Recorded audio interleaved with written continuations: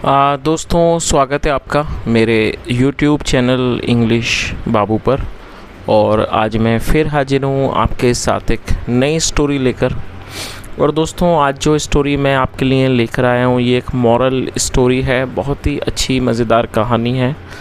कहानी सुनने में आपको मज़ा आएगा। उसके अलावा दोस्तों, आज की इस स्टोरी में आपको कुछ एडवांस लेवल के वर्ड मीनिंग भी सीखने को मिलेंगे। उनकी करेक्ट प्रोनाउंसिएशन के बारे में पता चलेगा और हमेशा की तरह जो इसका ग्रामर का पार्ट है उसे बिल्कुल डिटेल में कवर करेंगे, तो एक एक स्ट्रक्चर को आप बड़ी आसानी से सीख पाएंगे। तो चलिए दोस्तों, आज की इस कहानी को हम शुरू करते हैं और सबसे पहले कहानी का टाइटल देखते हैं। कहानी का टाइटल है द देवता एंड द वीवर। क्या अर्थ हुआ दोस्तों? WEAVER, इसको वीवर पढ़ेंगे। वीवर का मतलब होता है बुनकर या फिर जुलाहा। ऐसा व्यक्ति जो कपड़े बुनने का काम करता है, कपड़े की बुनाई का काम करता है, उसे वीवर कहा जाता है। तो क्या अर्थ हुआ कि देवता और जुलाहा। तो दोस्तों, ये आज की इस कहानी का टाइटल है, शीर्षक है। और अब मैं इसे पढ़ना शुरू करता हूँ। आप सभी लोगों से रिक्वेस्ट है कि आप इस कहानी को बिल्कुल ध्यान से सुनें। और यदि आज की कहानी में आपको कोई भी नया शब्द या फिर नया स्ट्रक्चर मिले तो आप उसको नोट करें। और यदि कहानी अच्छी लगे तो लाइक भी ज़रूर करें। तो चलिए इसको शुरू करते हैं। Once upon a time there lived a weaver by the name of Mantharaka. क्या अर्थ हुआ? वंस अपॉन ए टाइम का अर्थ होता है कि एक समय की बात है। There lived a weaver. दोस्तों, ये जो वाक्य है ये एक पास्ट इंडेफिनिट का अफर्मेटिव वाक्य है। और जब हम पास्ट इंडेफिनिट में अफर्मेटिव का वाक्य बनाते हैं तो वहाँ वर्ब की सेकंड फॉर्म का यूज़ किया जाता है। LIVE लिव का मतलब होता है रहना, किसी स्थान पर निवास करना। और ये सेकंड फॉर्म है lived. There lived a weaver, एक बुनकर या कह सकते हैं जुलाहा, एक जुलाहा रहता था। बाय द नेम ऑफ मंथरका, मंथरका नामक। पूरी लाइन का क्या अर्थ निकला? एक समय की बात है, एक मंथरका नामक जुलाहा रहता था। One day while he was weaving his handloom broke down. One day while he was weaving. One day मतलब कि एक दिन, while he was weaving. While का मतलब होता है दोस्तों दौरान, और वीव का मतलब होता है बुनना, मतलब कि बुनाई करना, कपड़े की बुनाई करना। और तो क्या अर्थ हुआ? और ये जो वाक्य है ये पास्ट कॉन्टीन्यूस का सेंटेंस है। पास्ट कॉन्टीन्यूस का मतलब होता है ऐसे वाक्य जिन वाक्यों की टेल पर रहा था, रही थी जैसे शब्द आते हैं। ऐसे वाक्यों में वॉज या वर्ब का यूज़ किया जाता है हेल्पिंग वर्ब के रूप में। साथ में वर्ब की फोर्थ फॉर्म लगाई जाती है। फोर्थ फॉर्म का मतलब होता है वर्ब की ING फॉर्म। तो क्या अर्थ हुआ? एक दिन, वन डे मतलब एक दिन, वाइल ही वॉज वीविंग, जिस दौरान वह बुनाई कर रहा था। His handloom broke down. दोस्तों, ब्रेक का मतलब टूटना और ये सेकंड फॉर्म है ब्रोक। और हैंडलूम का मतलब होता है हथकरघा। हथकरघा मतलब ऐसा, इस तरह की एक मशीन जिसमें बिना बिजली के इस्तेमाल किए कपड़ों की बुनाई की जाती है। एक तरह का ये फ्रेम होता है लकड़ी का, जिस पर जो जुलाहा होते हैं वो कपड़े बुनते हैं धागों की मदद से बिना बिजली का इस्तेमाल किए, जिसे हैंडलूम कहा जाता है, जिसकी हिंदी होती है हथकरघा। मतलब इस तरह की हाथ से चलने वाली मशीन जिससे कपड़े को बुना जाता है। तो क्या अर्थ हुआ? हिज हैंडलूम ब्रोक डाउन, उसका हथकरघा टूट गया। सो इसलिए he decided to go to a nearby forest to cut wood and bring it home to repair his handloom। दोस्तों, बड़ा सेंटेंस, इसको थोड़ा थोड़ा करके ट्रांसलेट करेंगे। सो इसलिए ही decided to go to nearby forest. दोस्तों, ये जो वाक्य है ये पास्ट इंडेफिनिट का ही अफर्मेटिव वाक्य है जहाँ पे सेकंड फॉर्म लगाई जाती है। डिसाइड का मतलब होता है किसी बात का निर्णय करना, फैसला करना। और इस वाक्य को बनाने में दो वर्ब का प्रयोग किया गया है। तो जब हम कोई भी ऐसा वाक्य बनाएंगे जहाँ पर हम दो वर्ब का यूज़ करना चाहते हैं तो पहली वर्ब के बाद टू का यूज़ किया जाता है कंजक्शन के रूप में, जैसा यहाँ पर किया गया है। और दोस्तों, टू के बाद हमें, जब हम दूसरी वर्ब लिखेंगे, दूसरी वर्ब को मेंशन करेंगे, तब हमें फर्स्ट फॉर्म लगानी होती है। तो इस तरह से इस लाइन का क्या अर्थ निकला? सो इसलिए ही डिसाइडेड, उसने फैसला किया, टू गो जाने का, to a nearby forest एक नज़दीकी जंगल जाने का, टू कट वुड, वुड मतलब लकड़ी, लकड़ी काटने के लिए, एंड ब्रिंग इट होम, और उसे घर लाने के लिए, टू रिपेयर हिज हैंडलूम, अपने हैंडलूम को रिपेयर करने के लिए, मतलब हैंडलूम मतलब मैंने इसकी हिंदी बताई, हथकरघा, अपने हथकरघा को रिपेयर करने के लिए। तो इस तरह से पूरी लाइन का क्या अर्थ निकला कि उसने नज़दीकी जंगल जाने का फ़ैसला किया, टू कट वुड, लकड़ी काटने के लिए, एंड ब्रिंग इट होम, और उसे घर लाने के लिए, टू रिपेयर हिज हैंडलूम, अपने हैंडलूम को रिपेयर करने के लिए। और दोस्तों रिपेयर तो इंग्लिश है, मैं इसकी हिंदी भी बता देता हूँ। आप में से कोई कमेंट करेगा कि आपने इसकी हिंदी नहीं बताई। दोस्तों रिपेयर का मतलब होता है किसी चीज़ की मरम्मत करके उसको ठीक करना। आगे देखिए, the weaver then took an axe and set out to the forest. The weaver then took an axe, दोस्तों ये भी पास्ट इंडेफिनिट का ही वाक्य है जहाँ सेकंड फॉर्म लगाई जाती है। टेक मतलब होता है लेना, सेकंड फॉर्म टुक, और एक्स का मतलब कुल्हाड़ी। द वीवर, जुलाहे ने, दैन टुक एन एक्स, फिर एक कुल्हाड़ी ली, and set out to the forest, और जंगल के लिए निकल पड़ा। आगे देखिए, while he was walking on the sea shore looking for a good tree he came across a Shinshapa tree. क्या अर्थ हुआ? While he was walking on the sea शोर।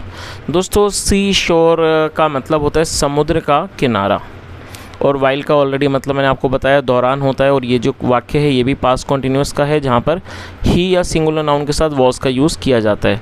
While he was walking on the sea shore, जिस दौरान वह समुद्र के तट पर टहल रहा था, चल रहा था। Looking for a good tree, एक अच्छे पेड़ को ढूंढता हुआ, लुकिंग फॉर मतलब ढूंढना, तलाश करता हुआ, जब वो समुद्र के मतलब कि समुद्र के किनारे पर चल रहा था, टहल रहा था।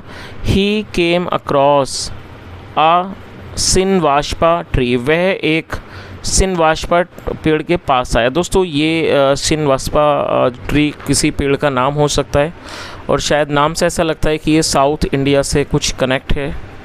तो यदि आप में से कोई भी व्यक्ति इस के बारे में जानता हो सिनवाशपा ट्री, तो आप कमेंट में ज़रूर बताएं, क्योंकि मैंने इस तरह का जो नाम है वो पहली बार सुना है। क्योंकि मैं नॉर्थ इंडिया से ताल्लुक़ रखता हूँ, तो यहाँ पे पीपल वगैरह जो पेड़ हैं, शीशम है, ये तो काफ़ी सुने जाते हैं, लेकिन इस तरह का जो नाम का पेड़ है मैंने पहली बार सुना है। तो इस तरह से क्या इस लाइन का अर्थ हुआ?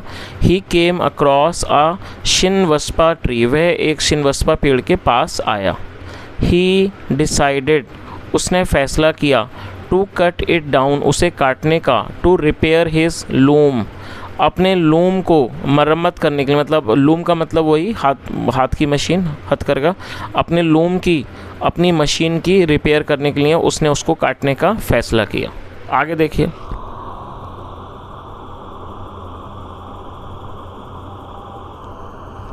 As soon as the weaver started cutting down the tree with his axe, he heard a voice saying, "Stop, please don't cut this tree, it's my home." दोस्तों बड़ा सेंटेंस है, थोड़ा थोड़ा करके इसे ट्रांसलेट करेंगे।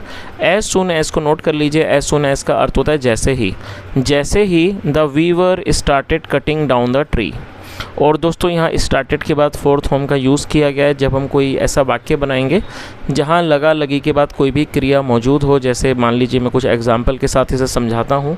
वह नाचने लगा, वह खेलने लगा, वह दौड़ने लगा, मतलब कोई क्रिया हो साथ में लगा, जैसे वह नाचने लगा। तो इसको हम कैसे ट्रांसलेट करेंगे? सब्जेक्ट के बाद स्टार्टेड, फिर वर्ब की fourth form. He started dancing, मैं खेलने लगा, आई स्टार्टेड प्लेइंग। तो जब भी कोई ऐसा वाक्य आए लगा लगी वाला, तो आपको सब्जेक्ट लिखना है, फिर स्टार्टेड, और उसके बाद वर्ब की फोर्थ फॉर्म आपको यूज़ करनी है। तो क्या अर्थ हुआ? एज सून एज, जैसे ही, the weaver started cutting down the tree with his axe. दोस्तों देखिए यहाँ पे एक छोटी सी बात मैं आपको समझाना चाहूँगा, कई बार जल्दी में कुछ छूट जाता है। देखिए यहाँ पर विद लिखा है। विद का मतलब क्या होता है आप ऑलरेडी जानते हैं। विद का मतलब साथ होता है, बचपन से हम इस बात को जानते हैं। शादी के कार्ड आते हैं उस पर विद फैमिली लिखा होता है, इसका मतलब परिवार सहित, परिवार के साथ।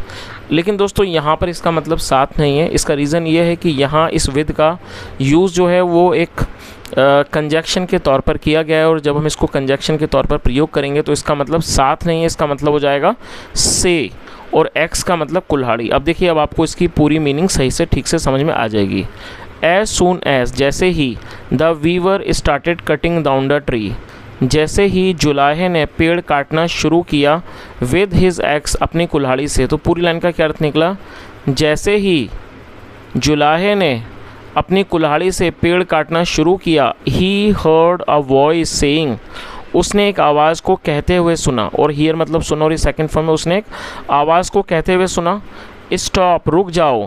Please don't cut this tree, कृपया इस पेड़ को मत काटो। It's my house, it's my home, ये मेरा घर है। आगे देखिए दोस्तों, होम को मैंने अभी मिस्टेक से हाउस पढ़ा। मैं आपसे एक छोटा सा एक सवाल पूछना चाहूँगा।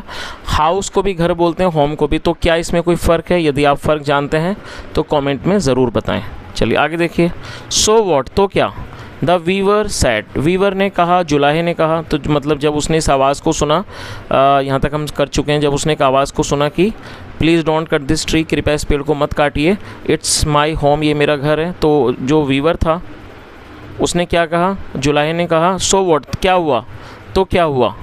आई have to repair my loom, मुझे अपने लूम मतलब मुझे अपनी मशीन को रिपेयर करना है। अदरवाइज़, वरना, how will I weave the cloth. और दोस्तों ये फ्यूचर इंडेफिनिट का इंट्रोगेटिव सेंटेंस है। फ्यूचर इंडेफिनिट में जब हम वाक्य बनाएंगे तो विल का यूज़ किया जाएगा हेल्पिंग वर्ब के रूप में, और हेल्पिंग वर्ब को पहले मेंशन किया जाता है यदि इंट्रोगेटिव सेंटेंस हो, और यदि इंट्रोगेटिव वर्ड का भी प्रयोग करना चाहते हैं तो हेल्पिंग वर्ब से पहले इंट्रोगेटिव वर्ड को यूज़ करना होता है, जैसा यहाँ पर किया गया है। हाउ का मतलब होता है कैसे। तो इस तरह से क्या अर्थ हुआ? वीवर ने कहा I have to repair my loom, मुझे अपने लूम को मतलब मुझे अपना जो कपड़े बुनने की जो मशीन हथकरघा उसको रिपेयर करना है। अदरवाइज़, वरना, how will I weave the cloth, वरना मैं कपड़े कैसे बुनूंगा, and sell it in the market, और उसे बाज़ार में कैसे बेचूंगा। टू फीड माई वाइफ, अपनी पत्नी को खिलाने के लिए, फीड माई होता खिलाना, to feed my wife and family, अपने पत्नी और परिवार को खिलाने के लिए। एंड चिल्ड्रन, सॉरी यहाँ फैमिली नहीं, चिल्ड्रन, तो उसने क्या कहा कि मैं अपने पत्नी और बच्चों को कैसे खिलाऊंगा। Please find some other tree to live in, तो उसने क्या, और दोस्तों फाइंड का मतलब ढूंढना और लिव का मतलब रहना, और उसने आगे क्या कहा? Please find some other tree, कृपया दूसरा पेड़ ढूंढ लीजिए, टू लिव इन, रहने के लिए। तो उसने क्या कहा जब उसने इस बात को सुना? उसने यही कहा कि मैं अपने पत्नी और बच्चों को कैसे खिलाऊंगा। Please find some other tree to live in, कृपया कोई दूसरा पेड़, रहने के लिए दूसरा पेड़ ढूंढ लीजिए। आगे देखिए।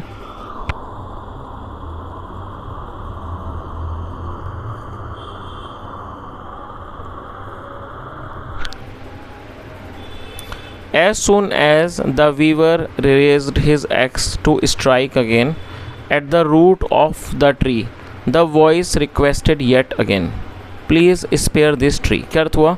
एज सुन एज, दोस्तों एज सुन एज ऑलरेडी बता चुका हूँ। एज सुन एज का मतलब होता है जैसे ही। जैसे ही the weaver raised his axe, दोस्तों रेज इसे नोट कर लीजिए, रेज का मतलब होता है उठाना। कई बार हम हाथ उठाते हैं तो उसे भी रेज कहा जाता है, जैसे आप बोल रहे हैं कि रेज योर हैंड, अपने हाथ उठाएं। तो जो वर्ड मीनिंग है दोस्तों आप इन्हें ज़रूर नोट किया कीजिए।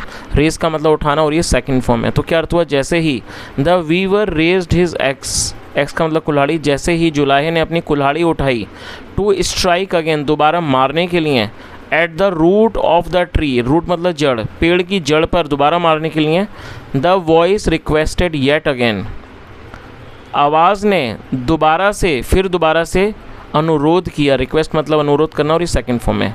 प्लीज़ स्पेयर दिस ट्री, दोस्तों SPARE, स्पेयर एक वर्ब है जिसका मतलब होता है छोड़ देना, बख्श देना। तो उसने क्या कहा? कृपया करके इस पेड़ को छोड़ दीजिए।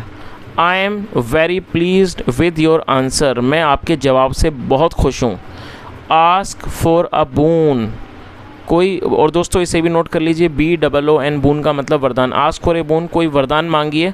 And I will grant it, और मैं ये प्रदान करूँगा या करूँगी। आगे देखिए, that's fine and I will grant it, मैं इसे प्रदान करूँगा। दैट्स फाइन, ठीक है, अच्छी बात है। But let me consult my wife, दोस्तों लेट का यूज़ किया जाएगा जब हम किसी काम को होने देते हैं, तो यहाँ ये एक हेल्पिंग वर्ब है। तो उसने क्या कहा?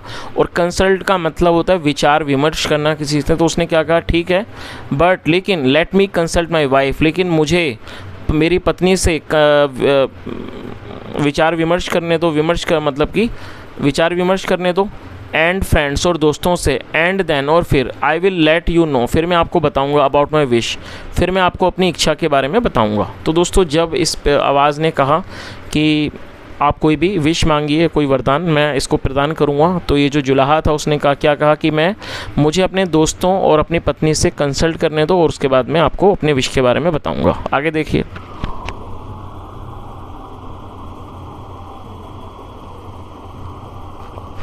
वेल, ठीक है, सेड द ट्री देवता, पेड़ देवता ने कहा, do it and come back to me, ऐसा करो और मेरे पास वापस आना। The weaver return to his town, weaver और रिटर्न मतलब लौट जाना, सेकेंड फॉर्म है रिटर्न, टाउन मतलब शहर, जुलाहा अपने शहर लौट गया।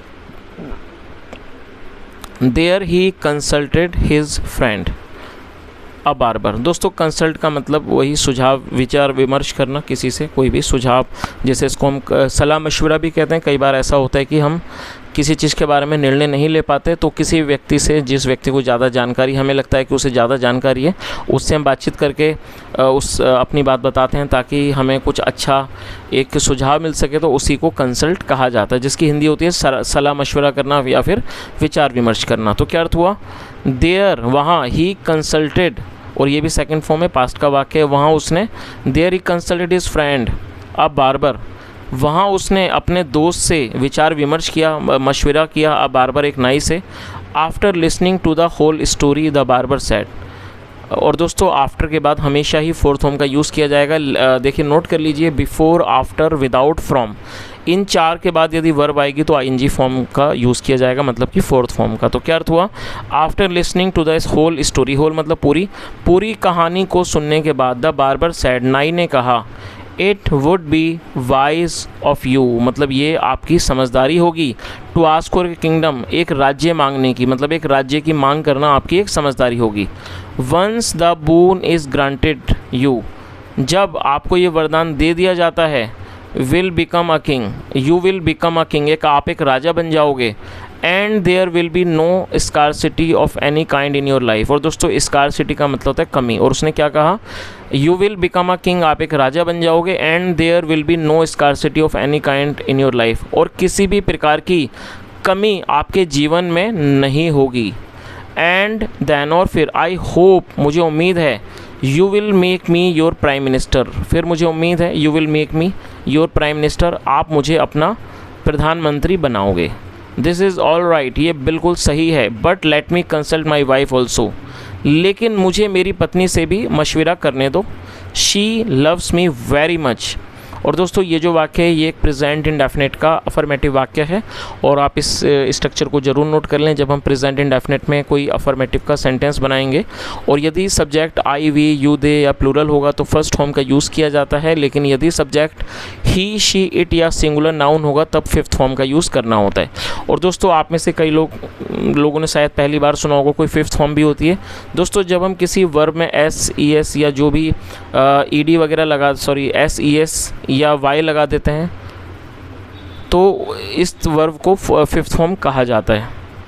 और ये कब यूज़ होगा, जब हम प्रेजेंट इंडेफिनिट में अफर्मेटिव वाक्य बनाएंगे और जो सब्जेक्ट है वो ही, शी, इट या सिंगुलर नाउन होगा। तो यहाँ सब्जेक्ट शी है जिसके साथ फिफ्थ फॉर्म लगाई गई है। तो क्या अर्थ हुआ, she loves me very much, वह मुझे बहुत प्यार करती है। डोंट डू दिस, ऐसा मत करना।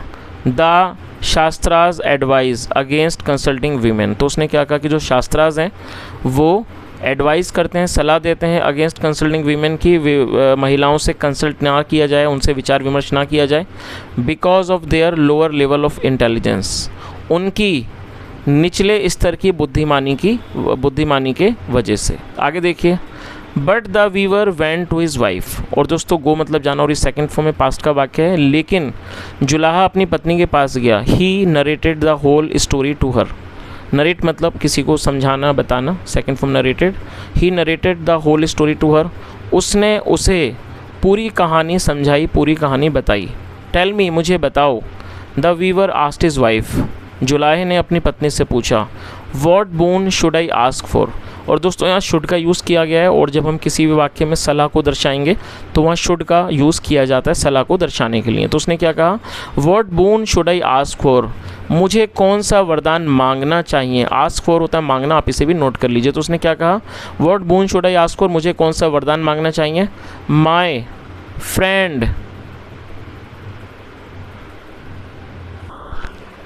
Friend the barber has advised me to ask for a kingdom. और दोस्तों ये प्रेजेंट परफेक्ट का वाक्य है। प्रेजेंट परफेक्ट का मतलब होता है वर्तमान में किसी क्रिया का पूरा होना, पाया जाना। ऐसे वाक्यों में हैज़ या हैव के साथ थर्ड फॉर्म लगाई जाती है। तो उसने क्या कहा, माई फ्रेंड द बार्बर, मेरे दोस्त नाई ने, हैज़ एडवाइज्ड मी, मुझे सलाह दी है, to ask for a kingdom, एक राज्य की मांग करने की, मांगने की। Your barber friend is a fool said his wife, उसकी पत्नी ने कहा your barber friend is a fool, आपका नाई दोस्त मूर्ख है। Kingdoms have always been a source of trouble, तो उसने क्या कहा कि जो किंगडम्स हैं, have always been a source of trouble, वो हमेशा एक सोर्स ऑफ ट्रबल मतलब कि परेशानियों का एक स्रोत रही हैं। You would have to fight battles, तुम्हें युद्ध लड़ने होंगे, टू डिफेंड योर किंगडम, अपने किंगडम की, अपने राज्य की रक्षा करने के लिए हैं। You would have to look after the welfare of the people, और तुम्हें लुक आफ्टर करना होगा, लुक आफ्टर मतलब देखभाल करना, तुम्हें देखभाल करनी होगी, the welfare of the people, लोगों के हितों की। Rama had to go to into exile, जो राम थे उन्हें एग्जाइल में जाना पड़ा। और दोस्तों एग्जाइल को नोट कर लीजिए, एग्जाइल का मतलब वनवास। Ram had to go to into exile, Ram को वनवास में जाना पड़ा। और दोस्तों ये हैड टू का वाक्य, हैड टू का मतलब होता है जब हम पास्ट में कोई ऐसा वाक्य बनाएं जहाँ कोई विवशता दर्शाते हैं, इस तरह के वाक्यों को पास्ट फोर्स एक्शन सेंटेंस कहा जाता है। तो क्या अर्थ हुआ, Rama had to go into exile, Ram को वनवास में जाना पड़ा। रावणा वॉज डिस्ट्रॉयड, और जो रावण था वॉज डिस्ट्रॉयड, उसका विनाश हो गया। It's for the sake of kingdom, राज्य के वास्ते, सेक ऑफ मतलब वास्ते, राज्य के वास्ते। That brothers sons and other close relatives, और जो भाई हैं, सन से बेटे हैं, एंड क्लोज रिलेटिव्स, और जो नाते मतलब कि क्लोज रिलेटिव्स हैं, मतलब जो संबंधी हैं, plot to kill each other, वो प्लॉट करते हैं, साजिश करते हैं, टू किल ईच अदर, एक दूसरे को मारने की। आगे देखिए, सो इसलिए इट्स बेटर, अच्छा होगा, that you ask for something, तुम कुछ और मांगो, which will bring more benefits to us, जो हमारे लिए ज़्यादा फ़ायदा दे। बेनिफिट मतलब फ़ायदा देना, जो हमें ज़्यादा फ़ायदा दे। यू में आस्क फॉर 2 more हैंड्स, तुम और 2 और हाथों की मांग कर सकते हो। एंड 1 more हेड, और एक और सर की। सो दैट, ताकि, you could weave more cloth, ताकि आप और ज़्यादा कपड़ा बुन सको। एंड अर्न मोर मनी, और ज़्यादा पैसे कमा सको। By selling more cloth in the market, बाज़ार में ज़्यादा कपड़ा बेचकर। चलिए आगे देखिए। The weaver then approach the tree, देवता, और दोस्तों अप्रोच का मतलब जाना, और ये सेकंड फॉर्म है। फिर जो जुलाहा था वो पेड़ देवता के जो था उसके पास, पेड़ देवता के पास गया। And told him about his wish, और उन्हें अपनी विश के बारे में, इच्छा के बारे में बताया। द देवता फुलफिल्ड हिज विश, देवता ने उसकी इच्छा को पूरा किया। फुलफिल मतलब पूरा करना, और ये सेकंड फॉर्म है। The weaver got 2 extra hands and 1 extra head, और दोस्तों गेट का मतलब मिलना, प्राप्त होना, सेकंड फॉर्म में got. The weaver got 2 extra hands and 1 extra head, जुलाहे को 2 एक्स्ट्रा हाथ और 1 एक्स्ट्रा सर मिल गया। चलिए आगे देखिए। But while the weaver was returning home full of joy, लेकिन जिस दौरान जुलाहा पूरी तरह से फुल ऑफ जॉय मतलब पूरे आनंद में घर लौट रहा था। The town people saw him and got frightened, जो शहर के लोग थे, टाउन पीपल थे मतलब जो शहर के लोग थे, सॉ हिम, उन्होंने उसे देखा। और दोस्तों ये भी पास्ट का ही वाक्य है जहाँ पे सेकंड फॉर्म लगाते हैं, सी मतलब देखना, second form so. Town people saw him, शहर के लोगों ने उसको देखा। एंड गॉट फ्राइटेंड, और वो भयभीत हो गए। फ्राइटेंड मतलब डर जाना, भयभीत हो जाना, और ये एडजेक्टिव है, इसको वर्ब बनाने के लिए गेट का यूज़ किया गया, और ये सेकंड फॉर्म है क्योंकि ये पास्ट का वाक्य है। एंड गॉट फ्राइटेंड, और वो डर गए। तो पूरी लाइन का इस तरह से क्या अर्थ निकला कि जिस दौरान वे खुशी के साथ मतलब बहुत ही ज़्यादा आनंद के साथ घर वापस लौट रहा था, the town people saw him, शहर के लोगों ने उसे देख लिया। एंड गॉट फ्राइटेंड, और भयभीत हो गए, डर गए। They thought him to be a some kind of a monster, उन्हें वो कोई किसी तरह का मॉन्स्टर मतलब कि राक्षस लगा। They began pelting stones at the weaver and killed him, और दोस्तों दे का मतलब वे या वे लोग होता है। जब सब्जेक्ट में एक से अधिक लोग होंगे तो दे का यूज़ किया जाता है। They began pelting stones at the weaver, वे उस पर पत्थर फेंकने लगे। एंड किल्ड हिम, और उसे मार दिया। When the barber came to know about the death of the weaver, और दोस्तों come to know का मतलब होता है पता चलना, और ये सेकंड फॉर्म है। When the barber came to know about the death of the weaver, जब नाई को जुलाहे की मौत के बारे में, मृत्यु के बारे में पता चला, ही बिकेम वेरी सैड, वो बहुत उदास हो गया। चलिए दोस्तों, कहानी का जो मॉरल है वो भी देख लीजिए। An advice should never be followed blindly.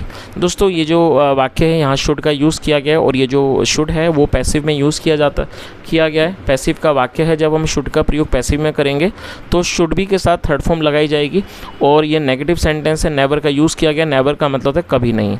और दोस्तों ये जो ब्लाइंडली है ये क्या है, देखिए मैं आपको बताता हूँ। ये एडवर्ब है। एडवर्ब का काम होता है वर्ब की विशेषता के बारे में बताना, और एडवर्ब जो आप देखेंगे कैसे बनता है, वो एडजेक्टिव के साथ ly को जोड़कर बनाया जाता है। तो blind, ब्लाइंड का मतलब है अंधा, इसका मतलब होता है अंधा, जो कि एडजेक्टिव है, साथ में ly को जोड़ के एडवर्ब बना दिया गया। तो ये हो गया एडवर्ब ब्लाइंडली मतलब अंधेपन से। तो क्या अर्थ हुआ, या फिर आंख बंद करके, an advice should never be followed blindly. किसी सलाह को आंख बंद करके कह सकते हैं अंधापन से उसको फॉलो नहीं किया जाना चाहिए, मतलब उसको नहीं माना जाना चाहिए। चलिए तो दोस्तों ये आज की एक छोटी सी कहानी थी, और जो कहानी का जो मॉरल है वो सबसे लास्ट में हमने पढ़ी लिया है। कहानी का यही मॉरल है, कोई भी सलाह हो उसको एक तरह से बिल्कुल ब्लाइंडली मान लेना, बिना सोचे विचार किए, बिना सोचे समझे, वो बिल्कुल ही खतरनाक होता है। तो दोस्तों ये आज की छोटी सी कहानी थी। यदि आपको अच्छी लगी हो, पढ़ाने का प्रयास अच्छा लगा हो, आपने आज के सेशन में कुछ सीखा हो, तो आपसे रिक्वेस्ट है आप इस वीडियो को लाइक करें, शेयर करें, चैनल को ज़रूर सब्सक्राइब करें। और उसके अलावा दोस्तों 2 दिन पहले मैंने एक वीडियो डाला था माय फ्रेंडशिप के ऊपर, जिसमें एक मेंढक की कहानी थी, मेंढक और सांप की। और दोस्तों उस वीडियो को जो स्टोरी थी मैं पूरा नहीं कर पाया था, लेकिन दोस्तों उसका जो सेकेंड पार्ट था वो रह गया था, वो मैंने आज दिन में अपलोड कर दिया है। तो यदि आप उस स्टोरी को भी पूरा सुनना चाहते हैं तो आप उसको सुन सकते हैं, क्योंकि आज दिन में मैंने उस पार्ट को अपलोड कर दिया है। यहाँ तक सुनने के लिए thank you so much. Have a nice day and bye.